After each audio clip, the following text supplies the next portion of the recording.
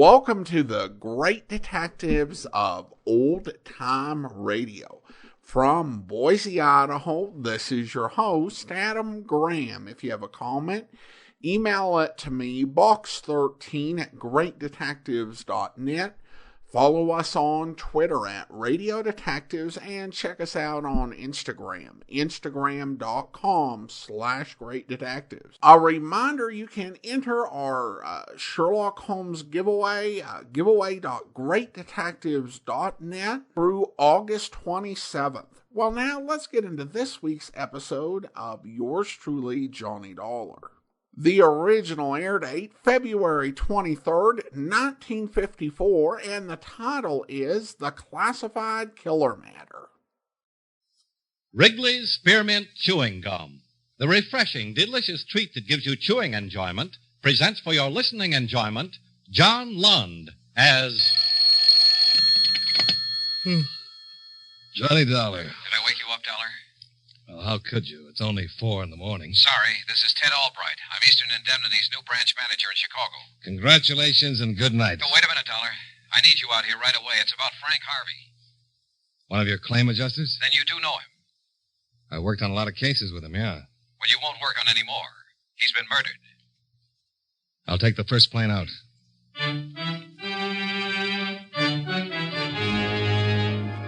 The makers of Wrigley's Spearmint Chewing Gum bring you John Lund in another adventure of the man with the action-packed expense account, America's fabulous freelance insurance investigator. Yours truly, Johnny Dollar.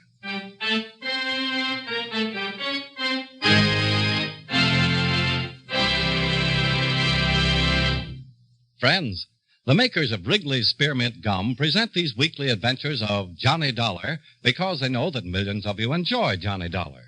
That's true of Wrigley's Spearmint Chewing Gum, too. It's enjoyed by millions, day in and day out. People find that chewing on a smooth, delicious piece of Wrigley's Spearmint Gum somehow makes time pass more pleasantly. Whether you're working, driving, shopping, or just taking things easy, that good, tasty chewing gives you enjoyment and satisfaction. So always keep a package of Wrigley's Spearmint Chewing Gum handy. And whenever you want a refreshing, delicious treat, chew a stick. You'll like it. You really will.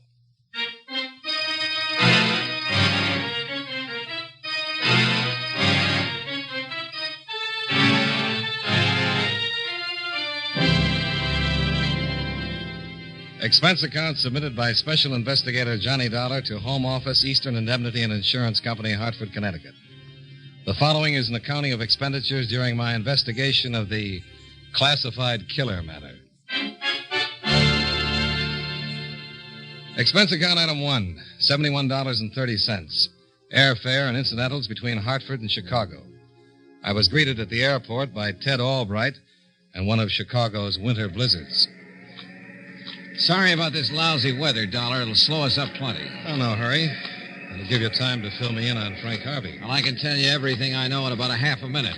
Wasn't even in town when it happened. The wife and I were visiting her folks in Milwaukee. The police traced me there at 2 this morning. What did they tell you? All lousy drivers think they own the whole road. Yeah, what did the police tell you? Well, Frank was apparently at the office until 7:15 last night. That's when the night elevator man signed him out in his book. He left the office alone. About an hour and a half later, a truck driver found his body half buried in a snowdrift out on Mannheim Road near the northwest city limits. He'd been shot 3 times at close range. And that's all I know. Well, not very much, is it? Watch what you're doing. All the stupid morons. Everybody thinks he can drive a car. You're kind of on edge, aren't you? Well, who wouldn't be? This thing happening to Harvey, driving back to Chicago in the middle of the night, no sleep. Oh, I'm sorry, Dollar. I guess it all piled up on me. I suppose you want to go right to our offices here. No, I'll check with the police first. You want to drop me off? Sure.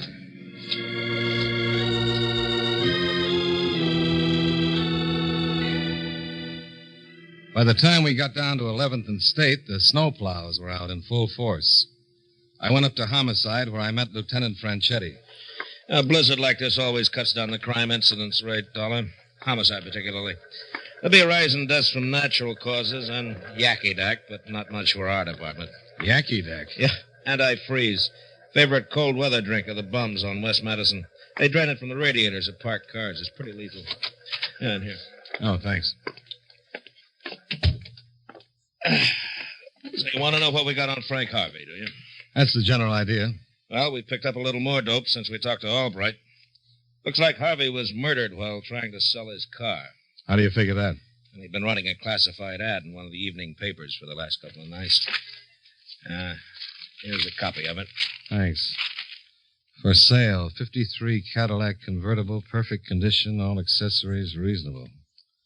How does this tie in? Well, according to one of the mechanics in the garage where Harvey kept his car, he met a prospective buyer there last night. He heard him discussing the car, and then Harvey and the man got in and drove off. That was about 5 to 7. The mechanic give you a description? Yeah, pretty detailed one. Didn't catch his name, though. Ziegler's checking over the mug books right now. That's the mechanic's name? Yeah, Will Ziegler. So far, he's drawn a blank. Anyway, at 8:37 last night, we clocked in a call from a truck driver phoning from a pay station out on Mannheim Road. He'd found Harvey in a snowbank. He was shot to death, huh? Yeah, 3 bullet wounds, 2 slugs still in him. Third one's missing, .38 caliber. The land and groove marks are clean enough to identify the gun if we ever find it. What about the car? It's missing. Put out an APB with a description of the man and the general pickup on the car. No luck so far. Well, how do you see it, Lieutenant? Well, my guess is somebody figured out a cheap way to get himself a good automobile. Well, that's it, Dollar. Looks pretty routine from here on in. Nothing much you can do to help. No, maybe not, Lieutenant, but I'd like to stick around. Well, sure. Nothing else you can probably... Oh, excuse me. Lieutenant Franchetti. Yes, Sergeant. Oh, good. The address again? Mannheim Road. Yeah, I got it, thanks. Would you like to take a ride, Dollar? Where to? Mannheim Road. They just found Harvey's car.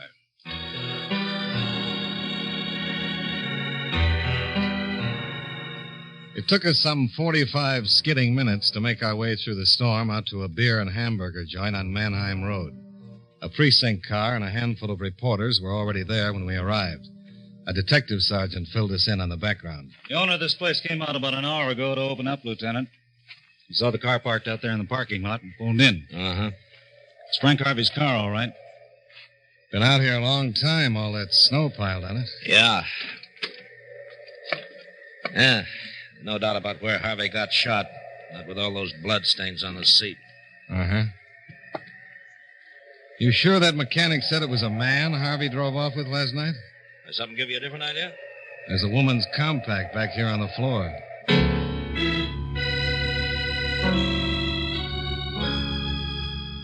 Expense account item 2, $3.80. Cab fare back to your offices in downtown Chicago. We got nowhere talking to the beer joint owner, and there weren't any more physical clues in the car to tell us anything. But I figured maybe Ted Albright could. Just doesn't make sense, Dollar. Why not? Well, you said the garage mechanic saw Frank drive away with a man. How'd a woman get into the picture? Well, I thought maybe you could help us with that. Me? How? Well, you were Frank's boss. You must have got to know him pretty well. Well, sure, but what's that got to do with this woman? Well, did he have any girlfriends? Anybody in particular that he went around with? Oh, no, not that I know of. I'm sure he didn't. A young, single guy making a good salary, driving a 53 Cadillac convertible, and he didn't have any girlfriends? Well, I didn't mean it that way. Sure he did, but there wasn't anybody in particular I knew of. No women involved in any recent adjustments either. Oh, you've been going through Harvey's claim files, huh? Yeah, I thought it might be a good idea. Didn't come up with anything, though. What about life insurance? Yeah, I talked to him about that. All he was carrying was 10,000 GI. Mother was the beneficiary. No motive there. Yeah, looks like the police were right. Somebody was just trying to get himself a car, Chief. Will you get it, Dollar? Yeah, sure. Hello.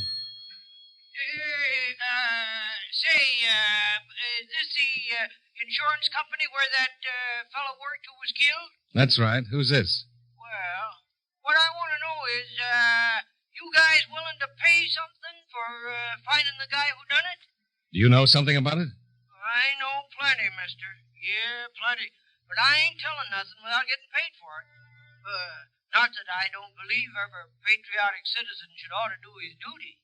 But if there's a few bucks lying around, well, a fella's got to make a living these days, you know. Yeah, sure. Suppose we get together and talk it over. Well, no, I wouldn't want to do that, mister, unless I was pretty sure of making a deal. Not that I ain't on the side of law and order, you understand, but it ain't too easy for a guy to get along these days, what with the high cost of living and all. If you have information, you've got a deal. Now, where do we get together? It ain't that I want to chisel you for anything, mister. Always willing to do my duty as a honest citizen. Yeah. Where do we get together?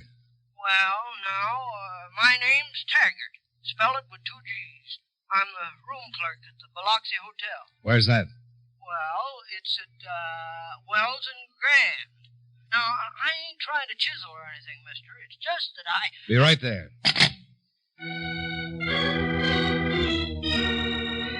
Expense account item 3, $1.25. Cab fare to the Biloxi Hotel. Expense account item 4, $20. To help the room clerk, Martin Taggart, combat the high cost of living. 2 principal items of which were obviously garlic and bourbon. That's her name right there, wrote on the register. Miss Alma Carter, she calls herself. She checked in here around 9:30 last night. That's right. All kind of scared and frightened looking. Noticed some stains on her coat, too. Looked like blood to me.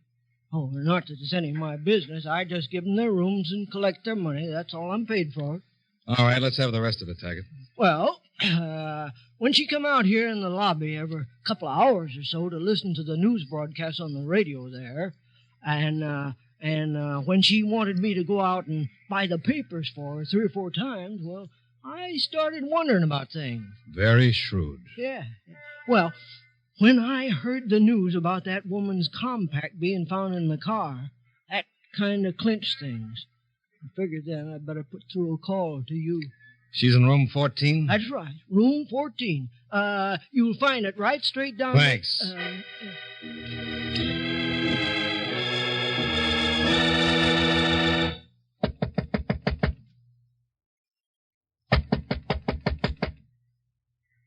Yes, who's there?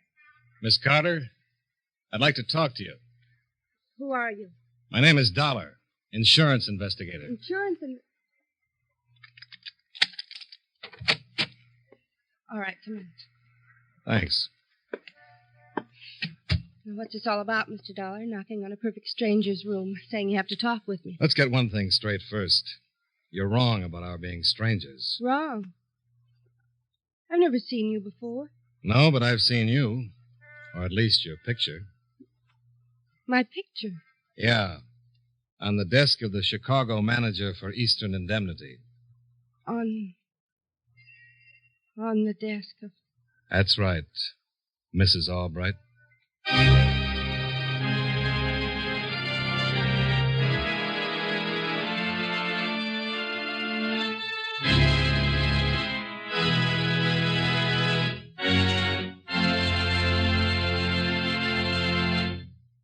Friends, here's a suggestion that'll help you go through a busy day feeling more relaxed and satisfied. From time to time, especially when you're feeling tense or under pressure, chew a stick of Wrigley's Spearmint Gum. You see, chewing is a natural way to get rid of some of that pent-up tension. Chewing on a good, smooth piece of Wrigley's Spearmint Gum not only helps you feel more relaxed, but also gives you taste enjoyment. There's lots of refreshing, delicious flavor in Wrigley's Spearmint Chewing Gum. You'll really enjoy it. So do what millions do. Always keep Wrigley's Spearmint Chewing Gum handy and chew some every day. You'll feel more relaxed, and you'll get more enjoyment out of the things you do.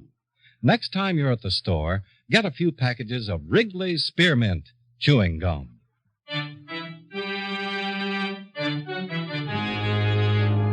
And now, with our star, John Lund, we bring you the second act of Yours Truly, Johnny Dollar.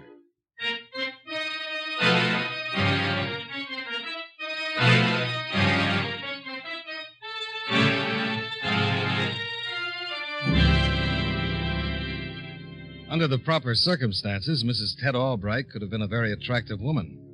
Under the circumstances in which I met her, she didn't come even close to making the grade. So you know who I am? You know I'm Ted's wife. You were with Frank Harvey last night? Yes. When he was killed? Yes. What happened, Mrs. Albright? Could I have a cigarette, please? Yeah, sure. Yeah. Thanks. I ran out a couple of hours ago. Didn't help my nerves any. Yeah. Thank you. That helps. All right. What happened, Mrs. Albright? Well, Frank was going to give a prospect a ride in the car last night. He asked me if I'd mind going along. Pretty friendly with Frank, were you? We were good friends. Your husband know that you had this date with him? No, Ted thought I was visiting my folks in Milwaukee. Mm-hmm. Go on. Frank picked me up at the main entrance of the insurance building about 7. This other man was in the car? Yes, in the front seat next to Frank. I got in and sat between him and the door. Did Frank introduce you? He mentioned the man's name, yes, but it was in kind of a mumble. I didn't get it. Okay. What happened then? Well, the man asked Frank if he'd mind driving out to his house so he could have his wife look at the car. He didn't give the exact address, just told Frank to drive out Mannheim Road. Mm-hmm. Go on. We were driving along a lonely stretch of road when the man told Frank to pull over to the side and stop. He had a gun in his hand. Frank asked him what the big idea was. And the man laughed in a kind of crazy way. Pulled the trigger. What happened then? Everything's kind of a blur after that. I think I screamed. Tried to get out of the car. I know I fell to the ground. Then I got to my feet and started running. Did the man chase you? I don't know. I just kept on running, and then I saw that old shack down the road. I ran behind it and hid. I think I fainted then. Sometime later, I got a lift from a passing motorist. He took me into town, and I came here. You've been here ever since? Yes. Why didn't you call the police when you got into town? Don't you realize what happened? I was out with a man who wasn't my husband.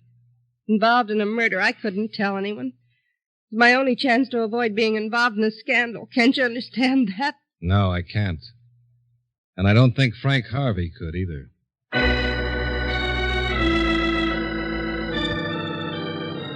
After Mrs. Albright told her story to Lieutenant Franchetti and a police stenographer, she was booked and held as a material witness. Then Franchetti sent out a pickup for Ted Albright. Now, looks like it's boiling down, Dollar. Cello's husband hires a gun to knock off his wife's boyfriend. It's a classic pattern. Yeah, maybe. What about that garage mechanic? Oh, Ziegler? Yeah. He have any luck with the mug books? Yeah. Came up with 3 that he said looked pretty close, all ex-cons, long records. We're running them down now. How does Mrs. Albright's description of the killer fit? Not too close. I showed her the mugs, and she said no. But then she would. Why? Well, once we get the guy, he'll put the finger on her husband. That'll be a stinking mess. Well, it's not exactly reminiscent of a rose right now.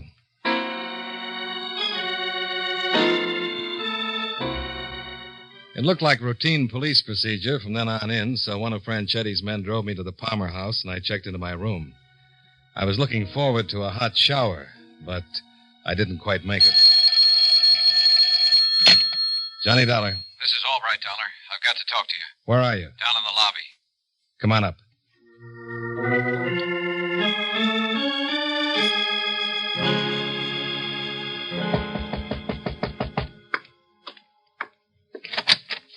Come in. Where's Alma, Dollar? Have the police got her? Yeah, material witness. Dear God in heaven. They've got a pickup out for you, too. For me? Well, why should... Hey, wait a minute. Did the police think that I killed Frank Harvey? Or hired someone to do it. But that's incredible. It's insane. It's you not... knew Alma was seeing Frank, didn't you? Well, I suspected it. Yes, I wasn't sure, You were but... pretty sure she was out with Frank last night. That's why you went up to Milwaukee, to check on her story about going to visit her parents there. Yes, I did. But I didn't get there until almost 10 o'clock, and that's the first I really knew she wasn't there. Don't you see, Dollar? That's my alibi. The police won't think so. I don't care what the police think. It's Alma I'm worried about down there in some stinking, rotten cell. There's got to be some way of getting this mess straightened out. I know what the first step is. What's that? You're going to turn yourself in. Expense account item 5, $2.25. Cab fare from the Palmer house to police headquarters at 11th and State, where I dropped off Albright in care of Lieutenant Franchetti, and then went out to the garage where Frank Harvey had kept his car. I found the man I wanted in a paint booth at the rear of the second floor.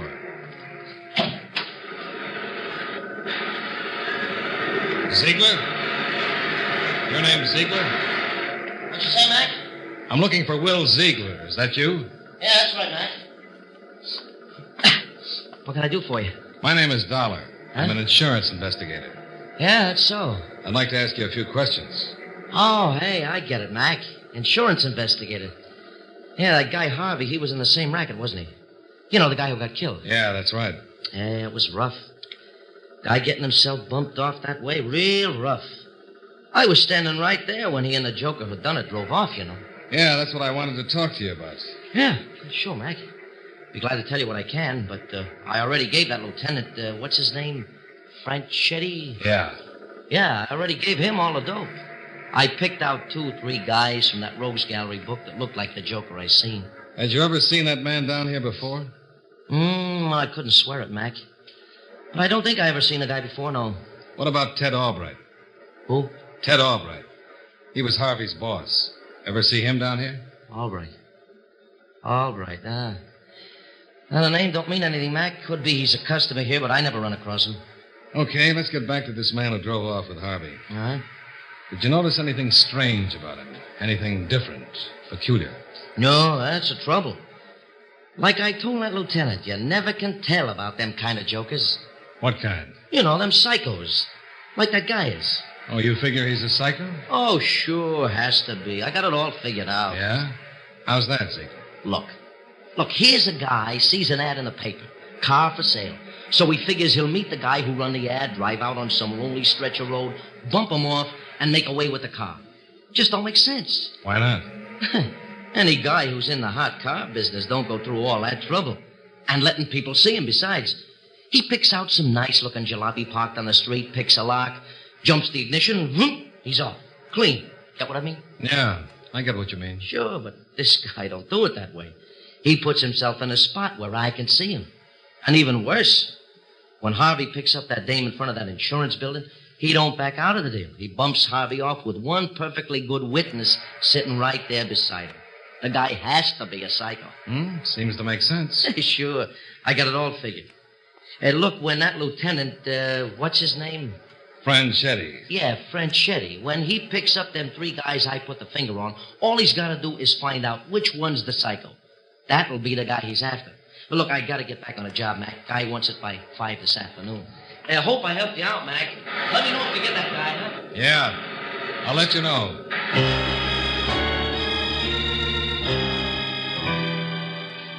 Expense account item 6, $1.85. Cab fare back to police headquarters, where I had a talk with Alma Albright. Tell me that Ted's been arrested, Mr. Dollar. That's right. Why'd they have to do that to him? He didn't have anything to do with this. I'm not too interested right now in what happens to you or Ted. No, I don't blame you. That man who killed Frank, do you have any idea what kind of work he did? Work? Yes. Did he say anything about what he did, who he was, or where he lived? No, nothing. All he and Frank talked about was the car. Was there anything peculiar about his hands or his clothes or anything like that? No, nothing. Wait a minute, his clothes. Yeah, what about him? There was a kind of a faint, sweet odor I noticed, like... Nail polish remover, maybe? Yes, that's it, nail polish remover. How did you know? Does that have anything to do with Frank's death? I'm not sure.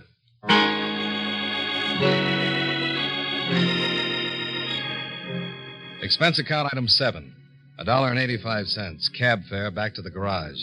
Ziegler had finished the paint job and had punched out for the day. Expense account item 8, $2.95. Cab fare to a rooming house out on the west side of town.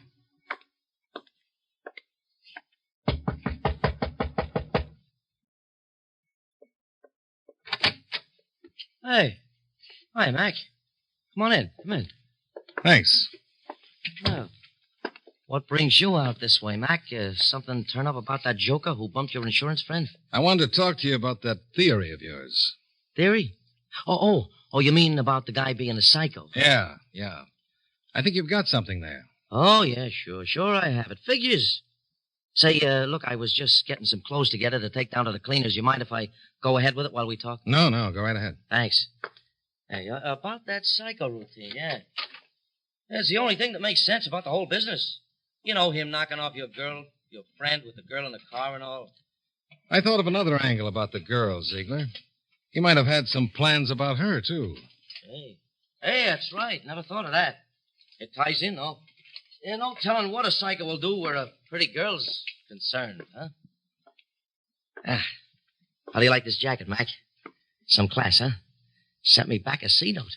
You kind of go for classy clothes, don't you, Ziegler? Oh, yeah, I like 'em fine. Big cars, too, huh? Oh, you ain't just woofing, Mac. Nothing gives a guy class like sharp clothes and a real fine car. What did you think of Frank Harvey's job? Mac, that was the end. A real dreamboat. Car like that, clothes like these. Guy could really have the dame standing in line waiting for him, huh? Mm-hmm. Yeah. You always take that many clothes to the cleaners at one time? Oh, yeah, you gotta take good care of rags like this, Should be cleaned after every time you wear 'em. Do they have any trouble removing the acetone odor from them? Acetone? Yeah. The solvent you use in your auto paint. Oh, yeah. Yeah, that stuff really clings. That's what Mrs. Albright said. That right? Who's she? The girl you and Frank Harvey picked up in front of the insurance building last night? Oh. Yeah. Yeah. She, noticed it, huh? That's what she said. Nice-looking babe, that Mrs. Albright. Real nice. Just the kind to fit in with classy clothes and a dreamboat car like Harvey's, huh? Man, you're saying it. A doll like that, a car like that, a guy'd really be sitting on top of the world, huh? Yeah. How'd you know, Mac? That, acetone stuff tip you, huh? It helped. Mm-hmm. Your crack at the garage about picking up the girl was the real tip. Yeah, that's right. I shouldn't have known about that, should I? How do you like that? Always did shoot off my mouth too much. Well, you want to ride in with me or wait till the cops get out here? Might as well ride in with you, Mac. I'll get my coat and hat, huh? Don't try it, Ziegler. Okay, Mac. I quit. I always get excited at the wrong time. Like I did with Harvey. Oh, that was too bad. Killing him? No. Doing it in the car that way. Spoiled that great upholstery. Couldn't even use the job after that. That was a mistake.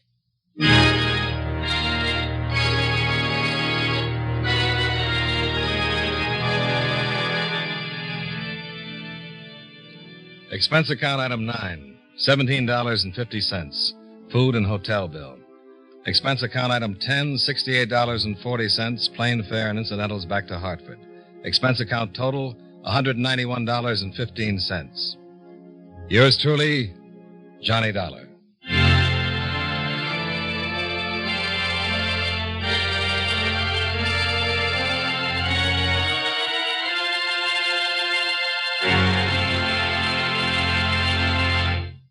Friends, when you've got a package of Wrigley's Spearmint Chewing Gum with you, you're all set for refreshment and enjoyment at any time.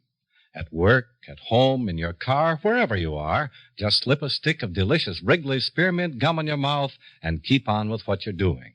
See how refreshing that lively spearmint flavor tastes, how it cools your mouth and helps keep your throat moist. Enjoy the good chewing, too. It'll make the time pass more pleasantly for you. And remember, chewing Wrigley's Spearmint Gum helps keep breath sweet and teeth clean. So it's a nice thing to have with you at all times. Get some next time you're at the store. That's Wrigley's Spearmint Chewing Gum. Healthful, refreshing, delicious.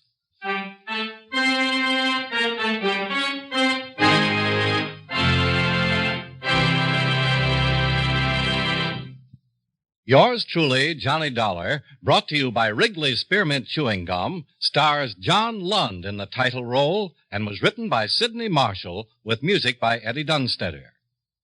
Featured in tonight's cast were Bob Bailey, Bill Conrad, Junius Matthews, Virginia Gregg, Sidney Miller, and Fred Mackay.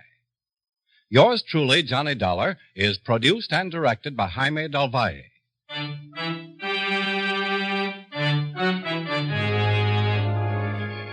The makers of Wrigley's Spearmint Chewing Gum hope you enjoyed tonight's story of Johnny Dollar and that you're enjoying delicious Wrigley's Spearmint Gum every day. This is Charles Lyon inviting you to join us again next week at this same time when from Hollywood, John Lund returns as Yours truly, Johnny Dollar.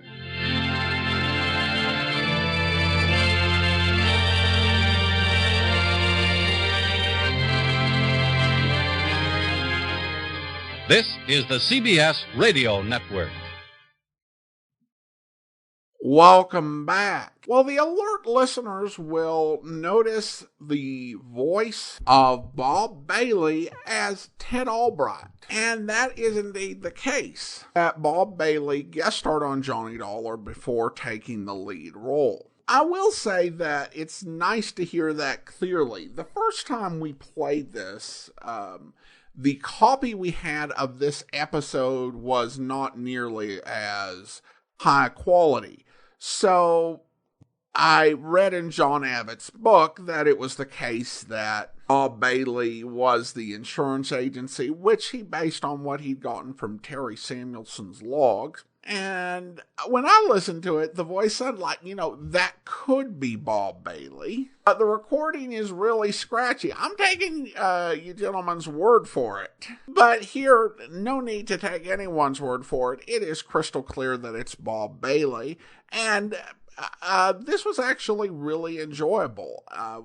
It's nice to actually hear the episode and be able to make out all of the voices clearly, because those sound quality issues, can really take away. There can be some fun and some good stories to enjoy, despite bad audio quality, but sometimes if you can just sit down and enjoy the story and not have to be like, okay, what did that guy say? It's a lot more enjoyable. This episode was just a really good story, good mystery, good twist, great cast. And so another advantage of going through this series a second time is just being able to play higher quality encodes of, shows we played, 10 years ago. Now, the hook for the episode comes to the perils of selling stuff as a private party through classified ads, or buying for that matter. And while classified ads are not as used as they used to be, the problem will continue. There have been stories about things happening to people buying off of Craigslist or off of Facebook Marketplace. Whatever technology is being used, however the transactions being done, you really have to take steps for safety. It's a challenge with a car because reasonably, someone's going to want to test drive a car before buying it or to see how it drives. And you don't just want to have someone drive off with your vehicle. Yeah, you may never get it back.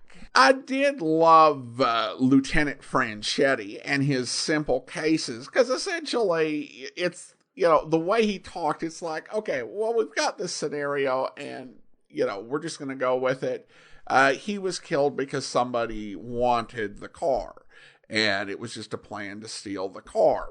And then he changes and says, no, it's just a simple case where the insurance guy hired a hitman. And it's like Franchetti had these templates for the crime that he just kind of went with.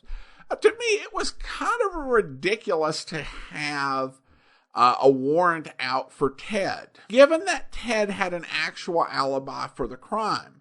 And certainly it would be a theory that Ted had hired a hitman to take out the guy his wife was cheating with. But to have any case against Ted, you actually had to track down the hitman. Of course, didn't exist. The first theory was closer to the truth than the second, but there was nothing simple about this guy, who definitely was a bit messed up, but Johnny handled it very well in the end. Well, listener comments and feedback, and we have an email from Lawrence regarding the Sherlock Holmes episode. And Lawrence writes, "Hi, Adam. Being a Sherlockian, I've had that particular Richard Gordon program in my collection. However, the one you played was of a better quality.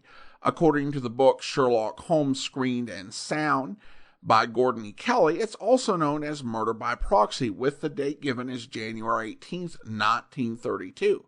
I love enjoying the various actors in old-time radio shows, and 9 times out of 10, if at the end of the program they list the actors from the performance, I'm usually correct. Upon listening to this one, I'm almost certain that it is Agnes Moorehead as the landlady. This would be around the time she was living in New York, working with Orson Welles in the Mercury Theater.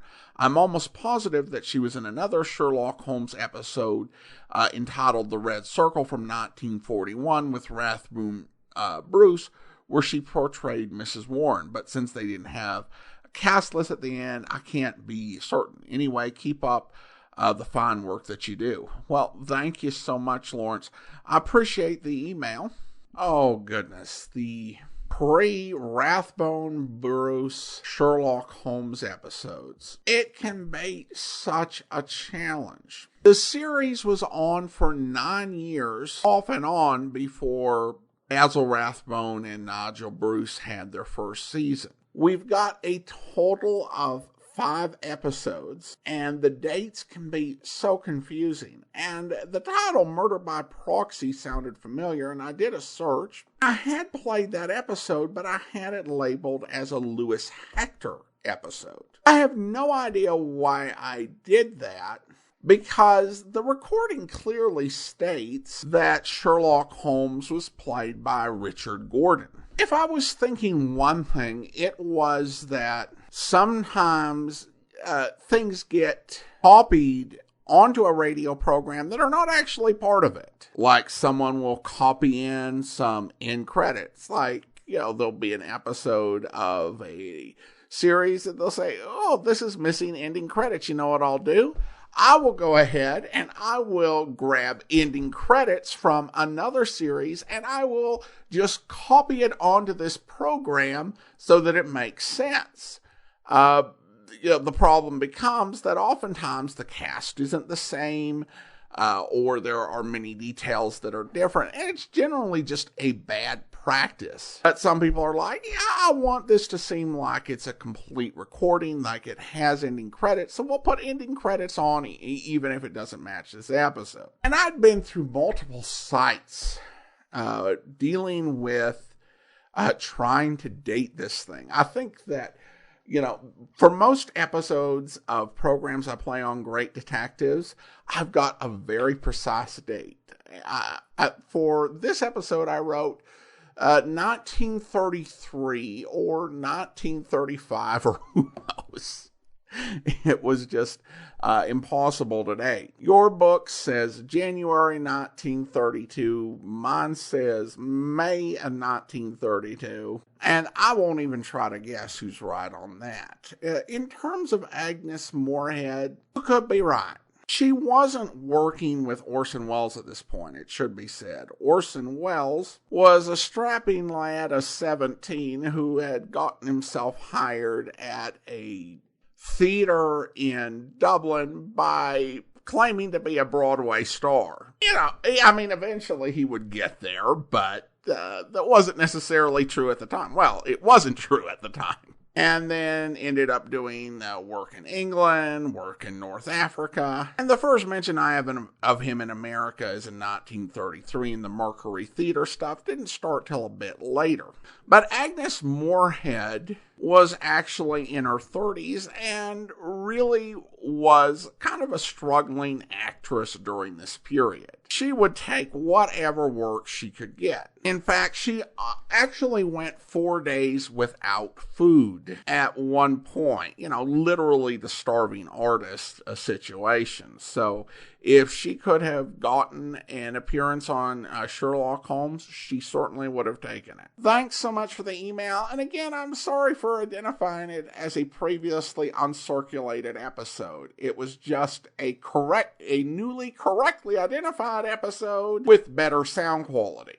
And I'll try to make the log on the website clear. So 1 episode added to Richard Gordon and 1 episode removed from the Lewis Hector run. Now it's time to thank our Patreon supporter of the day. And I want to go ahead and thank Joshua. Joshua has been one of our Patreon supporters since February of 2016, currently supporting us at the Shamus level of $4 or more per month. Again, thanks so much for your support, Joshua. And that will do it for today. If you are enjoying this podcast, please be sure to rate and review it wherever you download the podcast from. And also give us a recommendation and a review on Facebook if you're over there. We will be back next Tuesday with This Is O'Shea. And next Friday with another episode of Yours Truly, Johnny Dollar. But coming up tomorrow, join us with Jace Pearson and Tales of the Texas Rangers, where... Morning, Sheriff. Morning, Lenny. I figured you'd be coming around. Oh, you heard what's happened. Yeah. This is Ranger Jace Pearson, Lenny. He wants to ask you some questions. Sure. When'd you see Arlene Rankin last, Lenny? Yesterday afternoon at the Sutton funeral. Everybody in town was there, I guess. You talked to her? For a few minutes. I asked her to go to the basketball game at the school gym, but she couldn't. She'd already promised to sit for the Purvis folks. I see. What happened between Arlene and Dave Fenton, do you know? They just busted up, that's all. How'd he take it? Well, he could be pretty nasty when things didn't go the way he wanted. He called her up a lot after that, wanted to patch things up, but Arlene wouldn't have any of it. He got good and sore a couple of times. Do you think Arlene was frightened by him?